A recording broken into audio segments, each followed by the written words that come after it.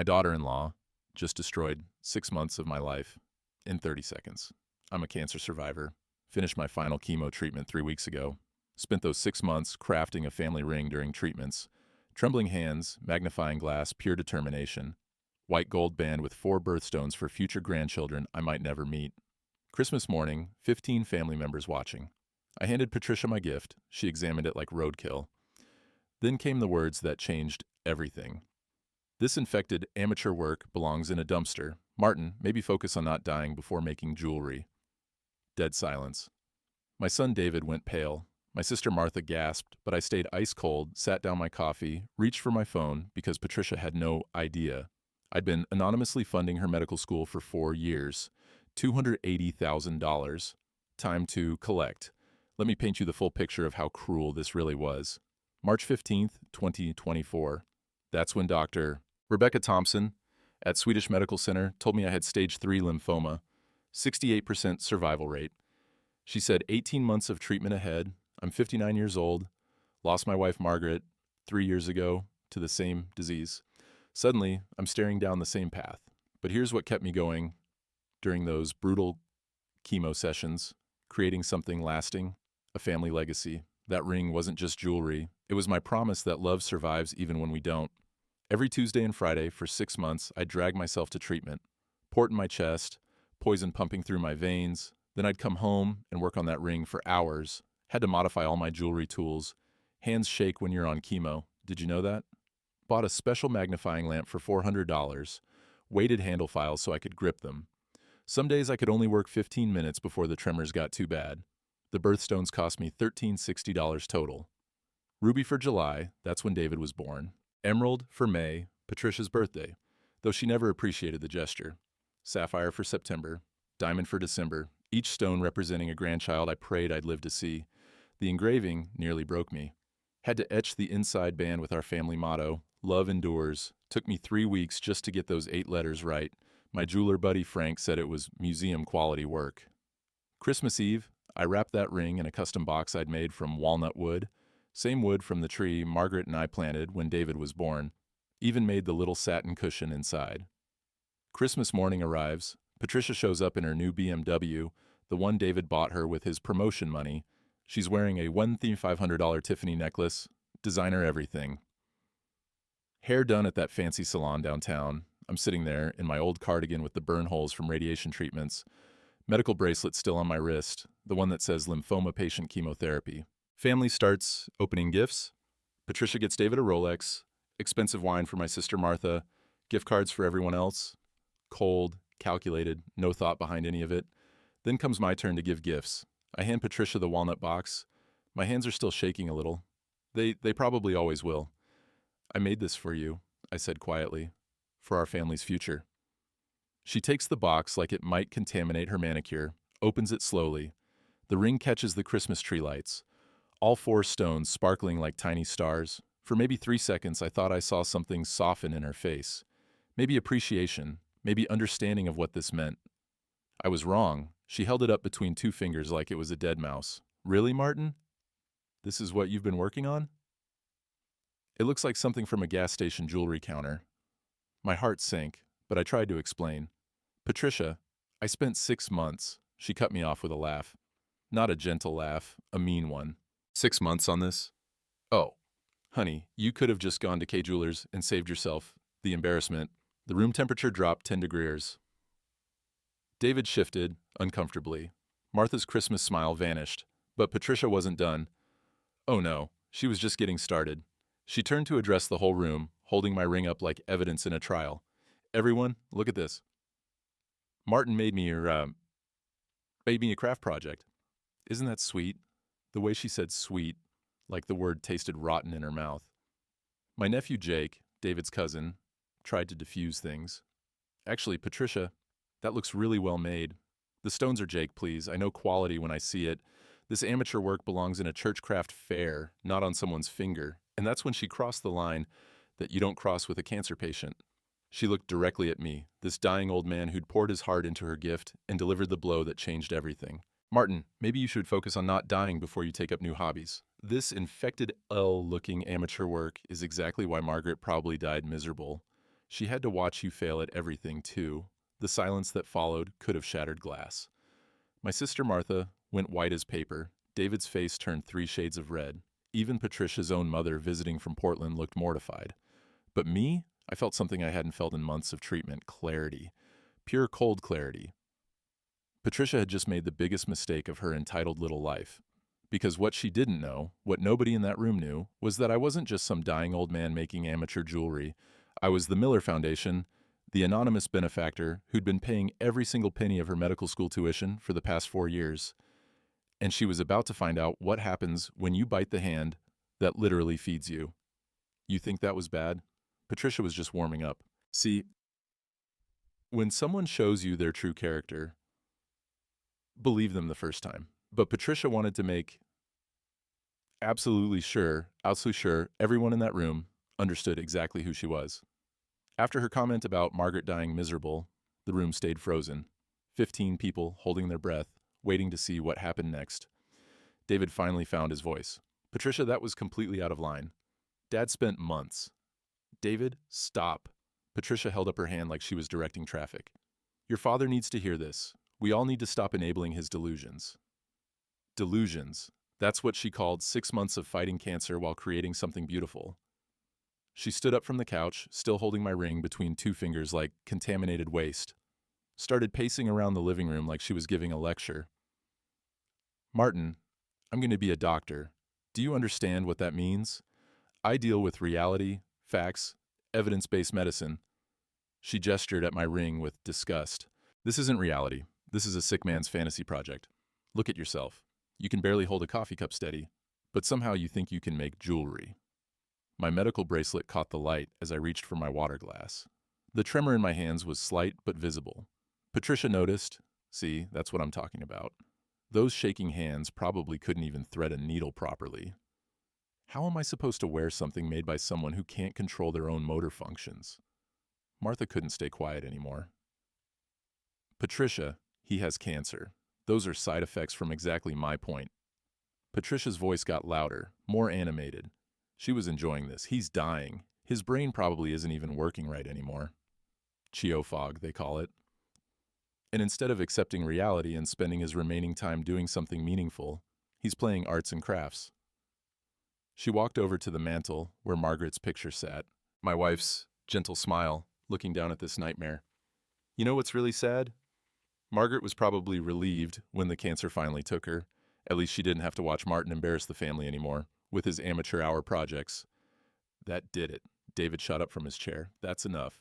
You don't get to talk about my mother like your mother was married to a failure. David, look around this house. Look at your father, 60 years old, and what does he have to show for it? A mortgage he'll never pay off, and jewelry that looks like it came from a gumball machine. She turned back to me, eyes cold as January. Martin, you're dying. We all know it. The statistics for your type of cancer at your age aren't good. Instead of wasting everyone's time with these pathetic attempts at relevance, why don't you do something useful? Like figure out how to not be a financial burden on David when the medical bills get worse. Financial burden? If she only knew. Patricia wasn't finished destroying me yet. She walked back to where I sat and crouched down, getting eye level with me, lowered her voice to a fake sympathetic whisper that everyone could hear. Honey, I know this is hard. I know you're scared, but making ugly jewelry isn't going to make you live longer. It's not going to bring Margaret back. It's just embarrassing for all of us. She stood up, brushed imaginary dust off her designer dress. I mean, what's next? Are you going to start painting pottery class? Maybe at Macra? She laughed at her own joke. At some point, we have to accept that not everyone is artistic. Some people are just basic. Basic. 47 years as a master jeweler, and she called me basic, but she saved the worst for last. Patricia walked over to the Christmas tree and held my ring up to the light, making a big show of examining it. You know what this reminds me of? Those sad crafts they make in nursing homes. When people with dementia try to stay busy, it's the same quality level, the same desperation. She looked around the room, making sure she had everyone's attention. I actually feel bad throwing this away. It seems cruel to trash someone's final attempt at relevance, but I can't exactly wear it either. People would think David married beneath his station. Beneath his station. Coming from a woman whose entire education I'd been secretly funding, Martha stood up, shaking with rage. Patricia, You are the cruelest person I have ever, Martha. Please. We're all thinking it. I'm just honest enough to say it out loud. Martin is dying, and instead of facing that reality with dignity, he's clinging to these little projects like they matter. She walked back to me one final time. Martin, I'm going to be a doctor. I save lives. That's meaningful work. She dangled my ring in front of my face. This is what people do when they've given up on actually mattering. The room was dead silent, except for the Christmas music playing softly in the background. Silent night. How perfectly appropriate. Patricia dropped my ring into her purse like it was evidence she needed to dispose of later. I'll find somewhere appropriate to donate this. Maybe a children's hospital. They appreciate handmade things there. That's when I reached for my phone, because Patricia had just sealed her fate with those words about saving lives and meaningful work. Time to show her what meaningful really looked like. My phone felt steady in my hands for the first time in months. Funny how clarity works. 6 months of chemo treatments, hands shaking from medication, barely able to hold my coffee cup some mornings, but right now, rock solid. I opened my banking app while Patricia continued her victory lap around the living room. She was telling David's cousin about managing expectations with elderly relatives and the importance of honest feedback. The Miller Foundation account loaded on my screen. Current balance $283,402.67. 4 years of deposits, $70,000 per year, paid quarterly. Every tuition bill, every fee, every textbook allowance for Patricia's medical school education at University of Washington. She had no idea. Let me tell you how this started. December 2000, David called me, voice shaking. Patricia had gotten accepted to medical school but couldn't afford it. Student loans would bury them for decades. They'd have to postpone the wedding, maybe kids, everything. Dad, I don't know what to do. She's brilliant, but we just can't swing the numbers. That night, I sat in Margaret's old chair, the one where she used to grade her students' papers, and made a decision. I'd incorporate the Miller Foundation, anonymous educational charity, just me, a lawyer, and a bank account. First payment went out January 15th, 2021. $70,000 to cover Patricia's full first-year tuition, books, and living expenses. No loans required. Patricia thought she'd won some mysterious scholarship, called it a merit-based, anonymous donor program for exceptional students. She'd actually put it on her social media, bragging about being chosen by some wealthy benefactor who recognized her potential. The irony was delicious even then. Year 2, same thing, $70,000 paid in quarterly installments. Patricia's posts got more elaborate. She was blessed to have this angel investor supporting her future in medicine. Year 3 brought complications. Patricia started researching her mysterious benefactor, wanted to thank them personally, even hired a private investigator to track down the Miller Foundation's source. I had my lawyer create a shell corporation in Delaware, buried the paper trail under 3 layers of legal entities. Patricia's investigator hit dead ends every time. Meanwhile, she kept spending. Designer study materials, premium MCAT prep courses, that $1,500 stethoscope she just had to have, all covered by her scholarship. This year, year 4, I'd already paid the fall semester. $70,000 transferred in August. Spring tuition was due January 15th. Another $35,000 ready to go. Patricia had 8 months left until graduation. 8 months until she'd become doctor for Patricia Wilson and start her residency at Seattle Children's Hospital. 8 months of debt-free medical education, all thanks to the dying old man she'd just destroyed in front of his entire family. I scrolled through the foundation's payment history, every transaction documented, every receipt saved. 4 years of meticulous record-keeping. David noticed me on my phone. Dad, you okay? You look, I'm fine, son. But I wasn't fine. I was done. Done being disrespected. Done being invisible. Done funding the education of someone who thought my life's work was infected amateur garbage. Patricia had called my ring worthless. Said I should focus on dying instead of creating. Mocked Margaret's memory. Called me a financial burden. Time to show her what a real financial burden looked like. I pulled up my contacts, found Dr. Elizabeth Hayes, Director of Financial Aid at University of Washington School of Medicine. We'd spoken several times over the years about the Miller Foundation's generous ongoing support for exceptional students. My finger hovered over her number. Once I made this call, there was no going back. Patricia would graduate $280,000 in debt. Her residency salary wouldn't even cover the interest payments. She'd be financially underwater for decades. But then I remembered her words. This infected L-looking amateur work is exactly why Margaret probably died miserable. My wife, my beautiful, brilliant wife, who'd supported every dream I'd ever had, who'd held my hand through every cancer treatment until her own illness took her. Patricia had crossed a line you don't come back from. I scrolled to another contact, James Morrison, director of the American Cancer Society's research division. We'd met at several fundraising events over the years. 2 phone calls, that's all it would take. 1 to cancel Patricia's funding, 1 to redirect every penny to cancer research. Patricia was still talking to the room about realistic expectations and dignity in decline. When I stood up from my chair, "Excuse me, everyone, I need to make a quick phone call."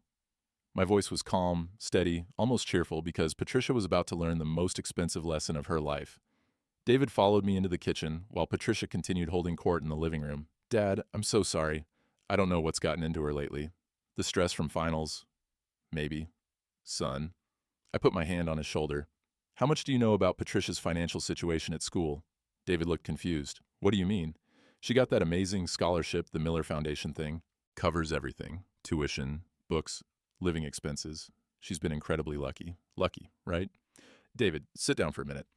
We sat at Margaret's old kitchen table, the one where she used to help David with homework 20 years ago, where we'd planned our retirement dreams before cancer changed everything. "I need to tell you something about that scholarship." My sister Martha appeared in the doorway, face still red from Patricia's performance. "Martin, I've known you for 59 years, and I've never seen you this calm when you're angry. What are you planning?" Smart woman, my sister, retired high school principal. She could read people like open books. "Martha, remember when you helped me set up that charity 4 years ago? The paperwork for the Miller Foundation?" Her eyes went wide. "Oh my God. Martin, you didn't." David looked between us. "Didn't what? What foundation?" I pulled up my banking app again, showed David the account balance. $283,000. "Son, there is no mysterious benefactor. There is no merit scholarship. For 4 years, I've been paying Patricia's entire medical school education. Every penny." David stared at the screen like it was written in a foreign language. That's impossible." "She researched it, hired an investigator. The Miller Foundation is a real organization with a Delaware shell corporation and a lawyer who bills me $500 every time someone asks questions. Yes." Martha sat down hard, in the third chair. "Martin, are you telling me that horrible woman in there just spent 10 minutes destroying the man who's been paying her way through medical school? That's exactly what I'm telling you." The kitchen went quiet, except for the coffee maker gurgling and Patricia's voice drifting in from the living room. She was showing someone pictures on her phone, probably her latest social media posts about her blessed education. David's face cycled through confusion, realization, and finally rage. 4 years, Dad. 4 years of how much money? $280,000 so far. Spring tuition is due next month, another $35,000. Jesus Christ. David ran his hands through his hair. "Dad, why didn't you tell me? I could have helped. We could have, because I wanted to do it for you, for your future family. I thought Patricia would be part of our family for life. I wanted to give her the education she deserved." Martha leaned forward. And now I looked toward the living room where Patricia was still talking, still convinced she was the smartest person in the room, still wearing that designer dress bought with money saved from her scholarship. Now I think Patricia needs to learn about earning things instead of just receiving them. David was quiet for a long moment. Then, "Dad, she just said Mom died miserable. She called your work infected garbage in front of the whole family. I heard. And you've been paying for her to become a doctor, someone who's supposed to help people. Ironic, isn't it?" Martha stood up and walked to the kitchen window, could see Patricia through the doorway, gesturing dramatically with her wine glass. "Martin, what are you going to do?" I showed them my contacts list. Dr. Hayes at the university, James Morrison at the Cancer Society. "I'm going to make 2 phone calls, 1 to cancel her funding, 1 to donate every penny to cancer research." David was quiet for another moment, then he nodded slowly. "Do it." Martha smiled for the first time all morning. "Your father would be proud of you, Martin. Sometimes people need to face consequences." Patricia's laughter echoed from the living room. She was telling someone about her residency plans, her bright future, all the lives she was going to save. Time to give her a reality check. We were walking back to the living room when Patricia decided she wasn't done with me yet. She'd moved to the mantel, right next to Margaret's picture, holding court with my nephew Jake and his wife Sarah. Wine glass in one hand, my ring still dangling from her other hand, like a dead fish. "The thing about elderly people," she was saying loud enough for me to hear. is that they lose perspective. They think their little hobbies matter because they're desperately clinging to relevance. Jake looked uncomfortable. Patricia, maybe we should. No, this is important. As his future daughter-in-law, who's going to be a doctor, I have a responsibility to help Martin face reality. Future daughter-in-law, that was rich. She turned to face me as I entered the room. Martin, perfect timing. I was just explaining to everyone why your little craft project phase isn't healthy. The room went tense again. David stepped closer to me, but I held up my hand. Let her talk. See, in medical school, we learn about something called displacement activity. It's when people facing trauma or terminal illness fixate on meaningless tasks to avoid confronting their situation. Patricia took a sip of wine, clearly enjoying her impromptu psychology lecture. Making jewelry, painting, scrapbooking, these are classic examples. The patient thinks they're creating something important, but really they're just hiding from death. My sister Martha made a noise like she was choking. Patricia ignored her. Martin, your cancer isn't going away because you made a ring. Margaret isn't coming back because you carved her name in metal. You're still dying, and these craft projects are just making it harder for your family to accept that reality. She walked over to where I stood, looked me right in the eyes. I know this sounds harsh, but someone needs to say it. You're embarrassing David. You're embarrassing yourself. And honestly, you're dishonoring Margaret's memory by pretending she would have wanted you to waste your final months playing arts and crafts. The wine was making her bolder, meaner. Do you know what Margaret would actually want? For you to face your diagnosis with dignity, to stop being a burden, to let David move on with his life instead of guilt, tripping him with these pathetic attention-seeking projects. Jake tried to interrupt. Patricia, I think you've said enough. Have I? Because I don't think Martin understands how his behavior affects other people. David comes home stressed every day, worried about his father's delusions, worried about the medical bills that are coming, worried about inheriting this mortgage when Martin dies. She gestured around the living room with her wine glass. This house needs work. The roof leaks. The heating system is ancient. But instead of addressing real problems, Martin spends his time making amateur jewelry that belongs in a garage sale.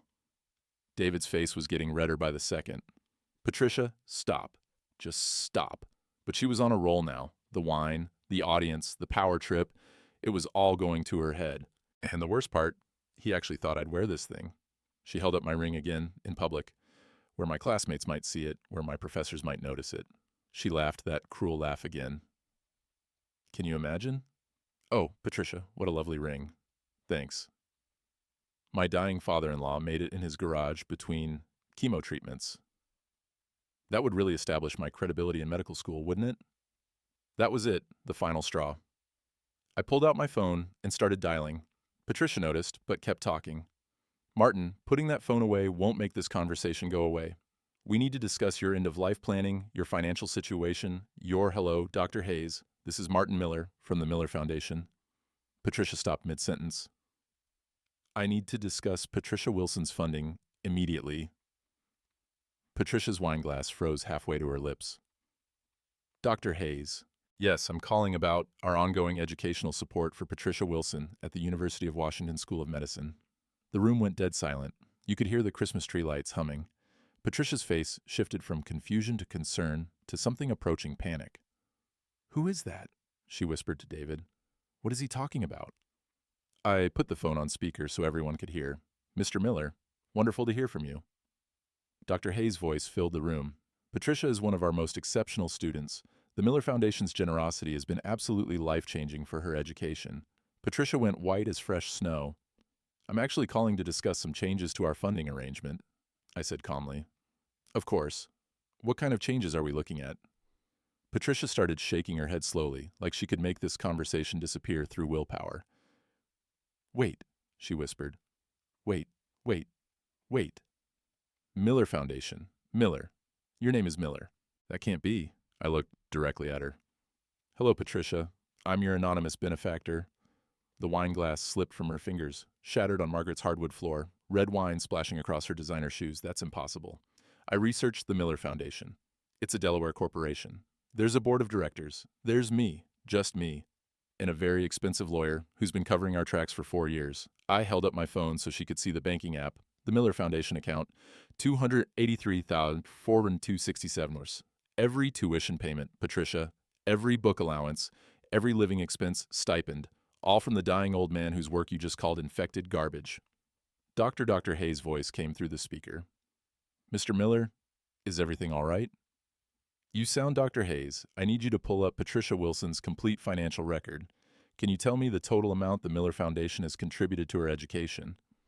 Silence on the other end, computer keys clicking. Let me see here. Year 170,000, year 270,000, year 370,000, fall semester this year 35,000, total contribution $245,000 with spring semester funding of $35,000 pending. Patricia sank onto the couch like her legs had given out. $280,000 total, I said. Every penny from my retirement savings, my inheritance from Margaret, money I earned over 47 years as a master jeweler. The room was so quiet you could hear Patricia's breathing getting shallow and fast. I incorporated the Miller Foundation 3 weeks after David called me, crying because his brilliant fiancée couldn't afford medical school. I thought I was investing in our family's future. Patricia's voice came out as barely a whisper. Martin, I had no idea. Of course you didn't. Because you never asked, never wondered, never thought to question your good fortune. You just assumed you deserved it. Martha was staring at Patricia like she was watching a car accident in slow motion. David found his voice. Dad, you spent your retirement money on her education, all of it. Margaret and I saved for 30 years so we could travel when we retired. See Europe. Take that Alaskan cruise she always wanted. Instead, I gave it to the woman who just told me my dying wife would be ashamed of my work. Patricia tried to stand up, but swayed. Had to grab the couch arm for support. Martin, please, I'm so sorry. I didn't know. If I had known, what, you would have been nicer to me? You would have pretended to respect the man paying your bills? She was crying now, mascara running down her cheeks. I was stressed about finals. The wine made me say things I didn't mean. Please, you have to understand. Oh, I understand perfectly. You showed me exactly who you are, Patricia. When you thought I was just some powerless old man, you felt free to destroy me in front of my family. I looked at the phone screen. Dr. Hayes was still on the line, probably listening to this whole disaster. Dr. Hayes, I need to inform you that the Miller Foundation will be terminating Patricia Wilson's funding immediately. Patricia's sob was audible across the room. Additionally, I'm redirecting the Foundation's remaining assets to the American Cancer Society for research purposes. Martin, no. Patricia lunged toward me. Please, you can't. I graduate in 8 months. 8 months? I looked at this woman who'd called my life's work infected, who'd mocked my dying wife's memory. You're absolutely right, Patricia. 8 months until graduation. $280,000 in student loan debt waiting for you. Patricia was on her knees now, literally begging. Martin, please, I'm sorry. I'm so sorry. I was wrong. I was terrible. But please don't do this. I kept the phone on speaker and dialed my second number. James Morrison at the American Cancer Society. James, it's Martin Miller. I have a donation I'd like to make today. Patricia crawled closer, reaching for my phone. Please, I'll do anything. I'll apologize publicly. I'll wear the ring every day. Hello, Martin. James's voice filled the room. Always a pleasure. What kind of donation are we discussing? 283 4 67. I'd like it designated for lymphoma research specifically. Patricia's wail could probably be heard 3 houses down. That's incredibly generous, Martin. Are you sure about the amount? Completely sure. It's money that was going towards someone's medical education, but I've decided cancer research is a better investment. I opened my banking app while everyone watched. The Miller Foundation account glowed on my screen. Patricia, you wanted to know what meaningful work looks like. This is it. Every dollar I spend on your education is going to help save lives. Real lives, not the fantasy lives you talk about saving while you mock dying patients. My finger hovered over the transfer button. Patricia was hyperventilating. My loans, the interest rates. I'll never be able to pay them back on a resident's salary. You're destroying my entire future. I'm returning your future to you, the one you would have had if you'd never met my family. Congratulations on your independence. I pressed transfer. The screen showed transfer successful. $283,412.67 sent to American Cancer Society. Account number 4471892. Done. Patricia collapsed completely, sobbing into Margaret's Persian rug. James Morrison's voice came through the speaker. Martin, this is extraordinary. This funding could help advance several promising treatment protocols. You're literally helping save lives. That's the idea, James. We'll make sure this donation's used exactly as you specified. Lymphoma research. Lives like yours, Martin. I hung up and looked down at Patricia, who was still crumpled on the floor. Get up. She looked up at me with mascara-streaked cheeks. I said, get up. She struggled to her feet, shaking. Patricia, you asked me to focus on not dying instead of making jewelry. Well, congratulations. I just focused on not dying by funding the research that might save the next person like me. David stepped forward.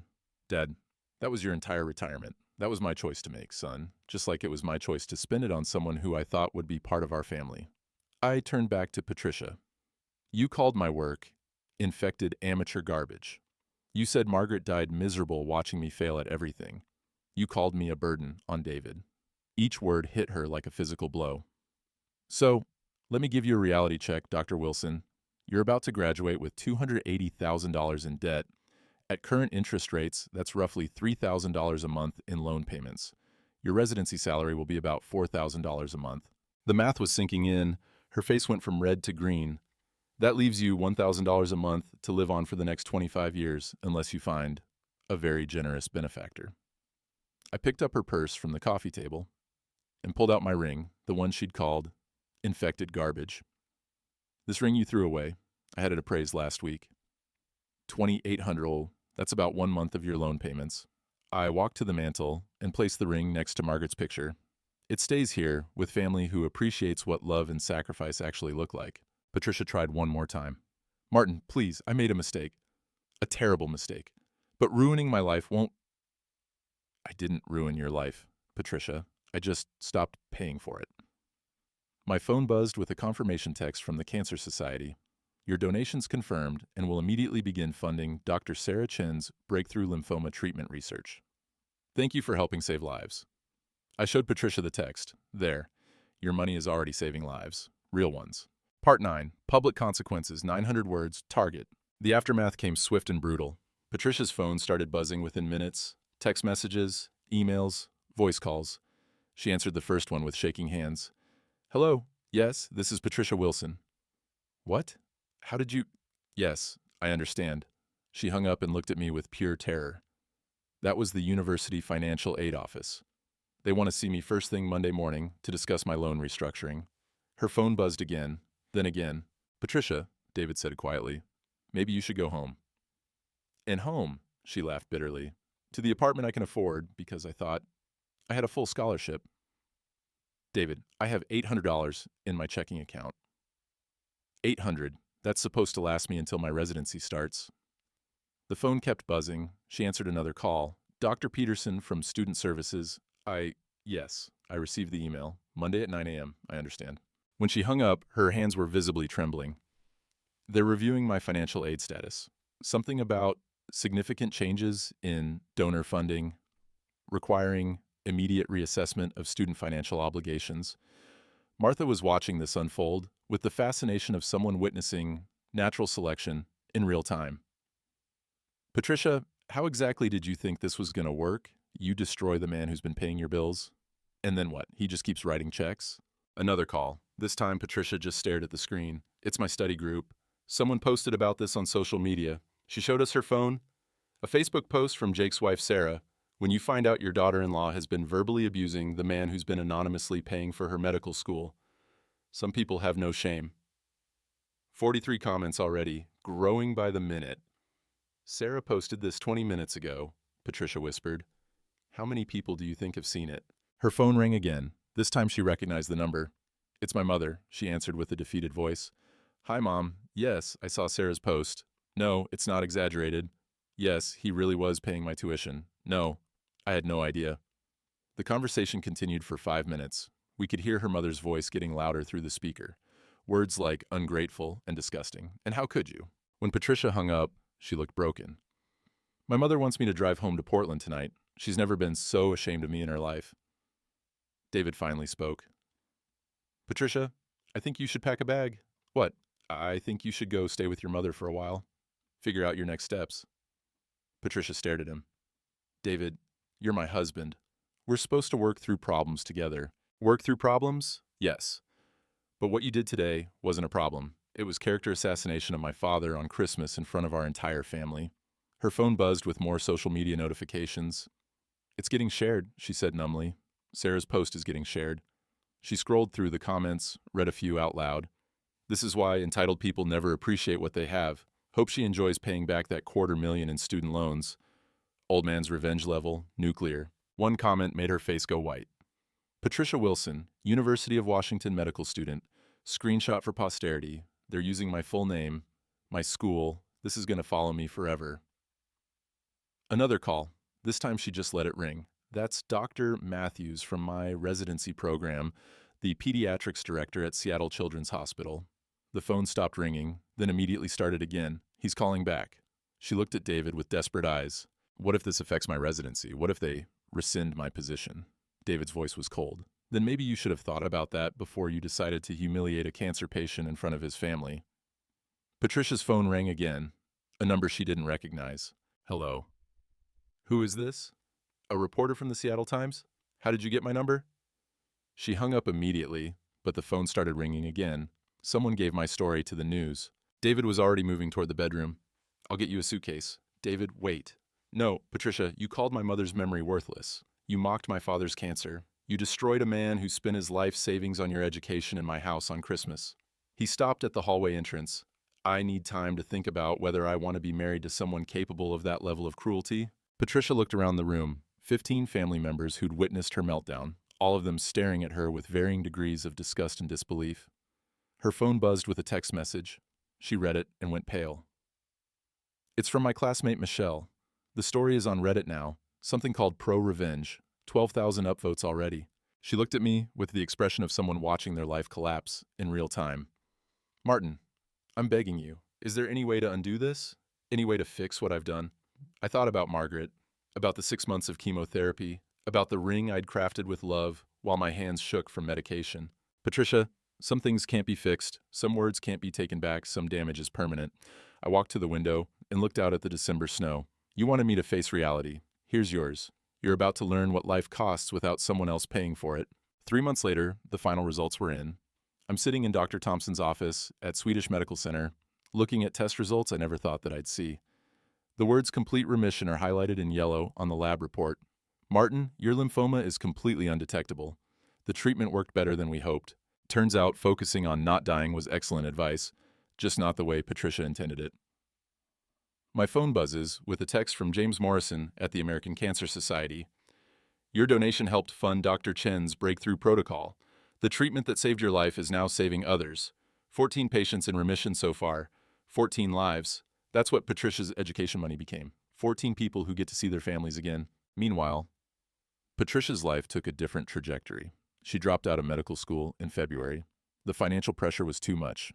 Even with the maximum student loans, she couldn't cover living expenses on top of her reinstated tuition debt. Last I heard, she was working at a medical supply company in Portland, still living with her mother.